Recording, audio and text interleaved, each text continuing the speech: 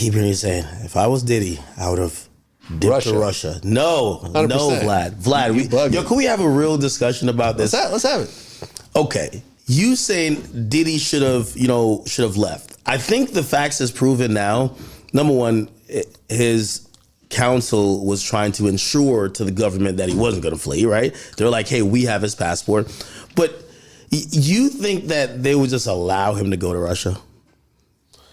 If you have your passport and you haven't been indicted, you could travel anywhere on Earth with your passport. Well, Vlad, you're so smart, right? Yeah. You're so smart in the sense of, again, we're not talking about the Edward Snowdens and these other people who they've always been like damn near world travelers. They've never just been like, yo, I'm on Star Island. You get what I'm saying? Diddy's not a world traveler. Diddy doesn't spend exorbitant amount of time and has like these places that he doesn't have like a crib in Bali or even he goes to the Caribbean all the time. To vacation. Turks and Caicos. To vacation. Exactly. Okay, right? So it's like, here's the point. I know they were waiting for the indictment. You think the federal government wasted $1 million? Like, I was talking to this guy, he's a former federal agent, Myron Gaines, and he said, yo, based on the amount of effort that the government put in, he told me a stat. He said, because I was saying, I think there's some wiretaps with this. He said, I don't think there's wiretaps. I said, why? He says, well, a lot of the stuff is legacy. A lot of this stuff is from years and years ago. Yeah. They're going to rely more on eyewitness testimony and maybe of camera footage, but they didn't need to sit on the phone. He said for a wiretap for one line, for someone, just to monitor one line, the government has to pay $50,000 a month. Makes sense, right? It could become costly now when someone has multiple phones or you're trying to, and that's just one side of the conversation. If you want to hear somebody else's, their phone. So he gave me like an estimation like, yo, this investigation is into the millions. Yeah. I just can't, there's no way you think if, again, two things. Where did they first stop him when they raided his house while he was boarding his jet?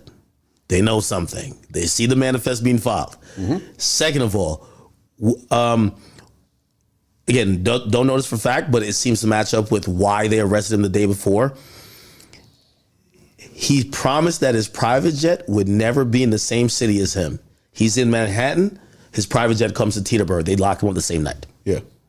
It appears that they were ready. Right, but he was already indicted by that point. Yes, but again, he wasn't indicted by the time the search warrant happened. What I'm saying is that they're monitoring his movements. If he planned to move to Russia, they're locking him up on something, anything. They would have had something, and they could try. But ultimately, you can't lock someone up unless you indict them, meaning that you have to go. The same guy who used to work for HSI, who was an HSI agent. There's two ways to indict people, right? The sure way is through the indictment, through the grand jury. The other way is through a complaint. Oh, you just need an agent to sign a complaint. But okay. Basically, no way they let Diddy. Listen, Diddy just did. Yes. If Diddy went and bought a one-way ticket to Russia from JFK, they may have swooped in and gotten him. Of course. Right? But what I'm saying is, at the point that you know that something's coming down the line, Diddy could get into a fucking submarine. You know what I'm saying? And pop up in fucking Moscow, and now he's there. As long as you get there, you're safe. But I think you're like trivializing. I'm not trivializing. I'm just saying, like, Vlad. But I can give you Edward Snowden is in Russia, and he's facing treason charges. Okay. At what point was he in the U.S. though? Hold on. Steven Seagal, bunch of rape charges, went to Russia. He's been there ever since. You can go back. Roman Polanski, like rape. Is Steven Seagal a fugitive? I believe so. Is he? Yes, he has. He's a fugitive from justice. Sexual assault charges in America that he's never stood trial for. He's been in Russia this whole time. So he's been in Russia this whole time. What's his name? Roman Polanski. He was about to get convicted of rape of a minor. And he went to fucking Europe, and he's like 91 years old. He's never been extradited back because certain European countries have certain laws where, like, I believe he was in France for the majority, like for like 30 or 40 years because I think that the laws in France are very different than America, so France won't extradite you back to get a much harsher sentence. So he was able to go, and I think he went to Poland eventually. All I'm saying is you've seen this time and time again. Do it before. You would have to do it early, the right? The moment they do that search warrant, it might have been too late at that point. I'm not saying that, but do you think that search warrant was a total shock?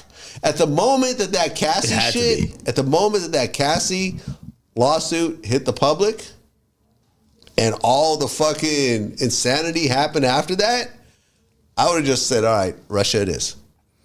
Look, and once again, Tekashi 6ix9ine said when they did a search warrant at his house, he was overseas.